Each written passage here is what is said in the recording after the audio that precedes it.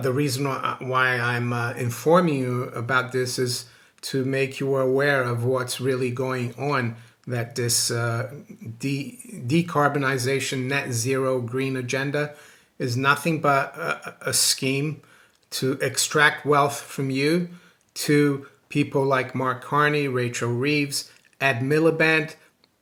Wednesday, July 10th, 2024, Monaco 64, home of alternative economics and contrarian views. Today, we're going to look at the concept of, as the French say, le plus ça change, le plus c'est la même chose, or the more things change, the more they're the same.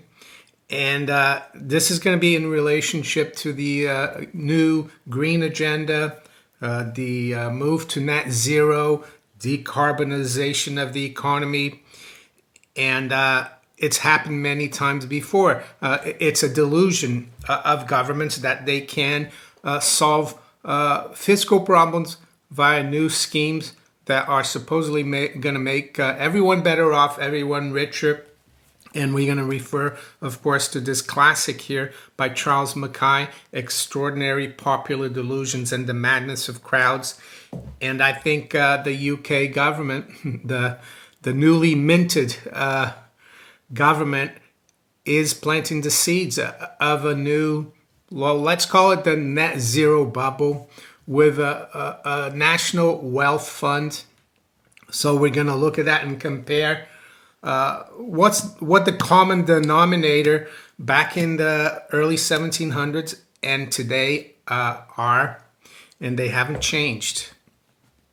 Before we do, though, just like to point out that Miles Franklin has quite a few specials this week, and if you want to find out more about them, make sure you email them at info@milesfranklin.com, or call them on 1-800-822-8080 and mention Monaco 64. So they've got 2024 1 ounce silver American Eagle, only $5.95 over spot. They've got junk silver half dollars, only $2.50 over spot. Those are the pre-1965 half dollars, of course. They've got 1/10 gold American Eagles 2024, only $50 over spot. And they've got the same 1/10 gold American Eagles, various dates, 39 over melt. So back to the newly minted government, the new Labour government. And I'm not trying to criticize them and say that the previous government was any better, because they weren't. And they're doing the same thing. They were interfering in the economy. Well, they locked us down for 240 days. They paid everyone, well, not everyone, but a lot of people to stay home and do nothing. They backed loans up to £50,000 that anyone could really access as long as they opened a limited company. And a lot of those loans were taken by people who were not that honest. They were taking those loans and traveling on holidays and buying new cars and everything else. And now, of course, the public, the taxpayer, is stuck with billions and billions of pounds of losses that the government has had to guarantee. And they were conservative, of course. So, yeah, I'm not trying to say Labour are worse. They're both bad. And I said that there was a common denominator between what happened during the South Sea bubble, and the South Sea bubble was in relation to the South Sea Company. The common denominator was that the state or the public finances were in dire straits. Back then, believe it or not, the debt was approaching £10 million. Well, today it's more like approaching well, not 10 trillion yet, but I wouldn't be surprised we approach that in the next few years. I think we're at around 3 trillion, or maybe a little less, but it's also grown a lot. It's grown from the beginning of the century, maybe from around 200 to 300 billion. So it's grown about tenfold. And back then, it was the same thing. When the Bank of England was created by Royal Charter in 1694, the national debt was about 1 million. So it had gone up tenfold by 1717. And there was trouble. The economy wasn't doing well, and they had to find a way to kickstart the economy. And that's the old Keynesian fallacy. But the Keynesian strategy was nothing new in the 1930s. It had been happening for centuries. It was just embellished with scientific terms, statistics, and unfortunately, they're still following the playbook. So what I'm going to do, I'm going to read here the beginning of the chapter on the South Sea bubble on page 46, and then I'm going to look at an article that came out yesterday about this new £7 billion national wealth fund to start green investment immediately from the FT. The South Sea Company was originated by the celebrated Harley, Earl of Oxford, in the year 1711 with a view of restoring public credit. Well, there you go, public credit. Why was public credit bad? Well, because it was there's too much debt, and it's the same thing today, which had suffered by the dismissal of the Whig ministry and of providing for the discharge of the Army and Navy debentures and other parts of the floating debt amounting to nearly 10 millions sterling. A company of merchants, at the time without a name, took this debt upon themselves, and the government agreed to secure them for a certain period, the interest of 6%. So government backing, le plus ça change, right?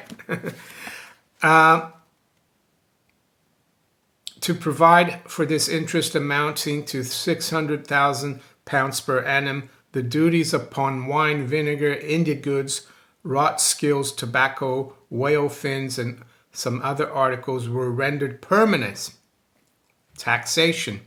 Well, they didn't have the income tax yet at that time. Eventually, they got to the income tax about 100 years later to pay for another war, the Napoleonic Wars. And all this debt, of course, had been accumulated because of wars with European powers. Anyway, the monopoly of the trade of the South Seas was granted, and the company, being incorporated by Act of Parliament, assumed the title by which it has ever since been known. The minister took great credit to himself for his share in this transaction, and the scheme was always called by his flatterers the Earl of Oxford's masterpiece. So I'm going to stop right here. You can see that it was created as a way to bring back the credit of the country. And what was the whole idea of the South Sea Company? Well, that they would get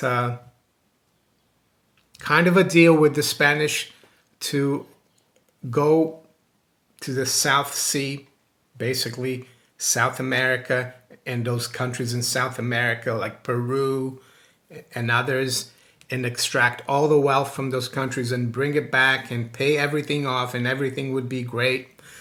But of course, it didn't work as easily as it did on paper. But at the same time, they had to keep the scheme going, and by manipulating prices and everything, and more consolidating debts and everything, and getting the public involved, And by 1720, there was South Sea Company or South Sea Bubble Mania. And it was interesting that there were about 80 or so other companies that were created on the back of this scheme, of this delusion that they could bring back prosperity by doing something that was not realistic. And of course, everything collapsed in 1720. Many people from the lowest level in society to the highest lost everything. And if you look at the South Sea Company on Wikipedia, this is what it says here. This is how significant and damaging it has been to the UK. It says the debt was not paid off by the time of the First World War. Yes, 200 years later, the debt was still outstanding, at which point it was consolidated again under the terms that allowed the government to avoid repaying the principal.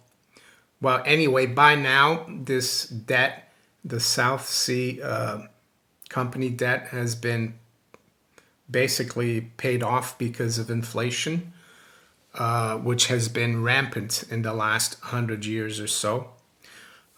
So what about what's happening now? And why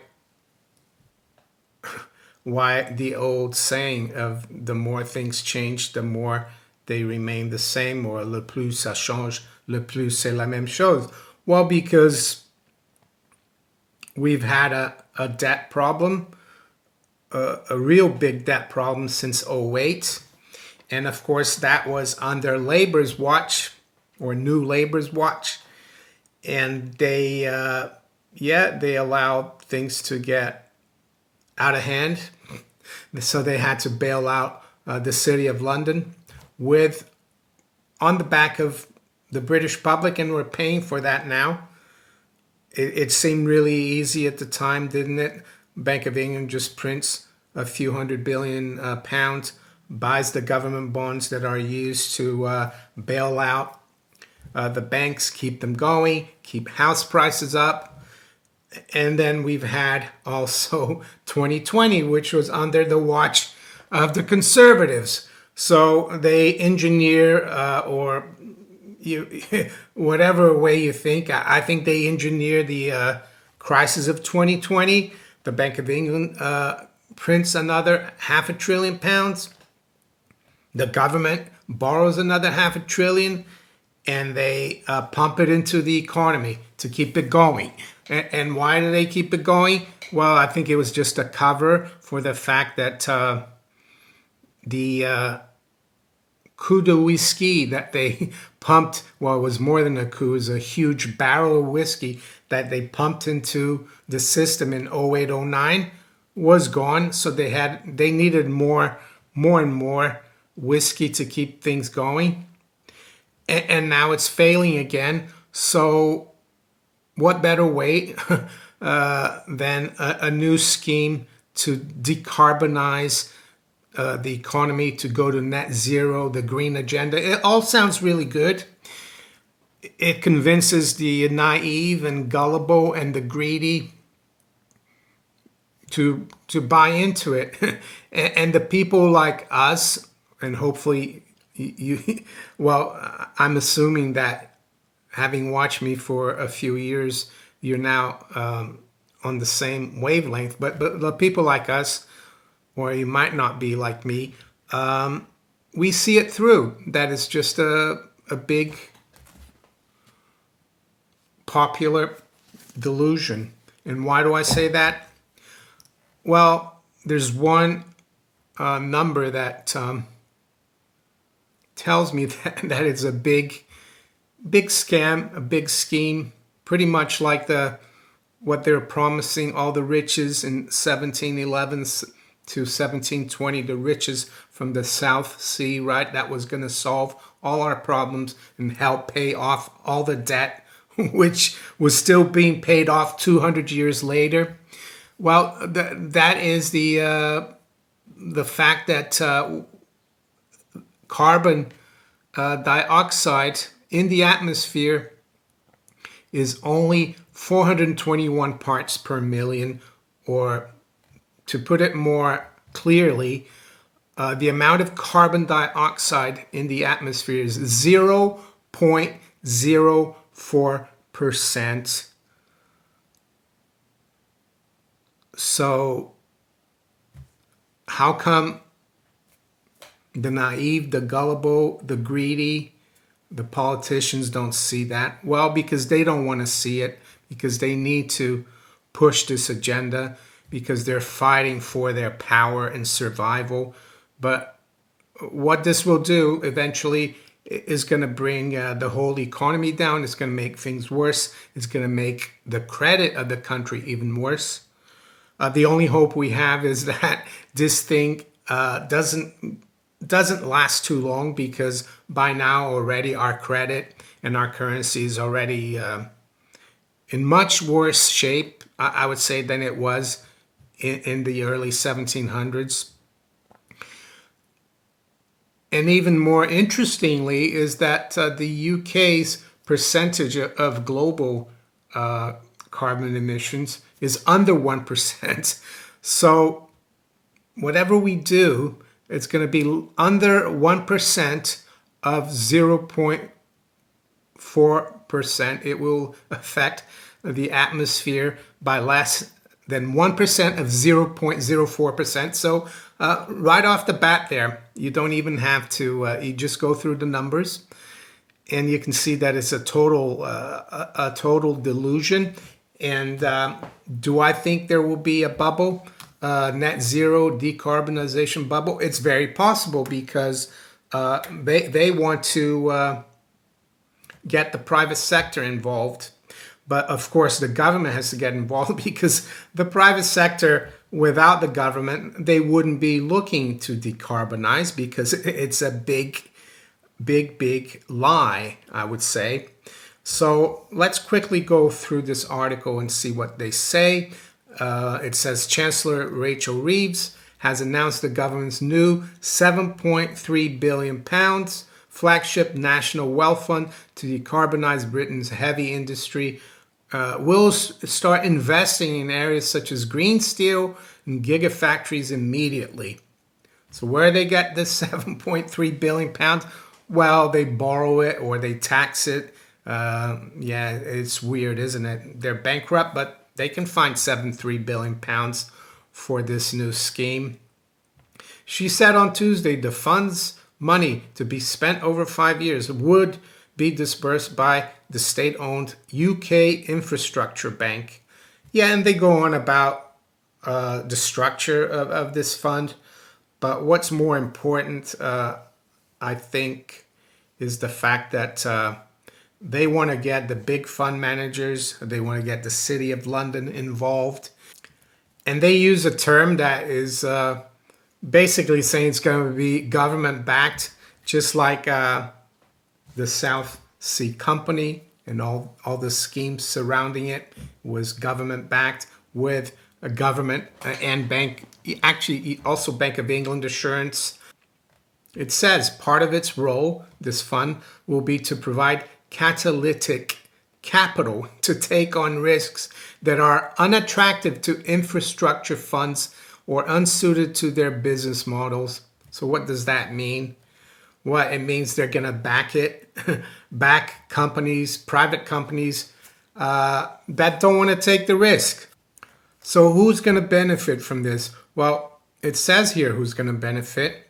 The review was put together by a task force involving former Bank of England Governor Mark Carney, ex-Goldman Sachs, and I think his wife is an environmentalist, who now chairs asset manager Brookfield. Well, Brookfield is going to benefit. And the chief executives of financial services companies, including Aviva, Legal & General, and NatWest, well, they're going to benefit. And you can bet if you have a private pension that is being invested in the markets in the UK, they're going to plow your money into these schemes. And you can see the picture here of Mark Carney and Rachel Reeves. Why they're smiling so much? Well, because they know how gullible people are, and they know how they're going to be laughing all the way to the bank.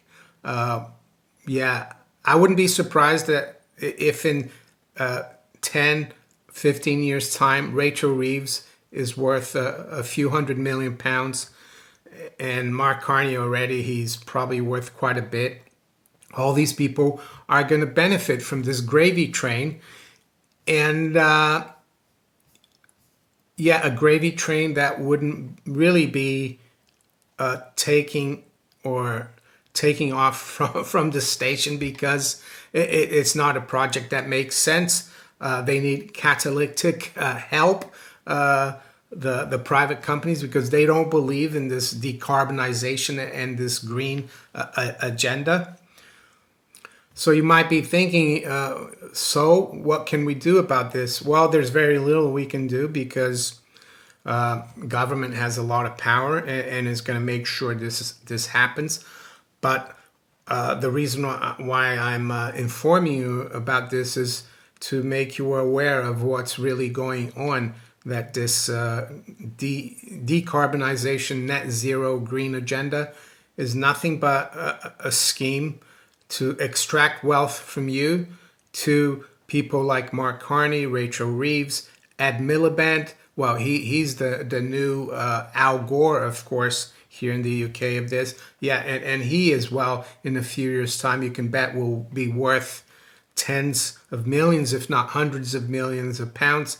When these people retire, they'll be on the board of all these companies that will eventually, hopefully, also collapse. But unfortunately, unless something drastic happens to the current system and everything implodes, we're going to keep piling on debt for future generations. And I guess at the end of the day, that's what they want. They want you to own nothing and be happy. So there you go. Le plus ça change, le plus c'est la même chose.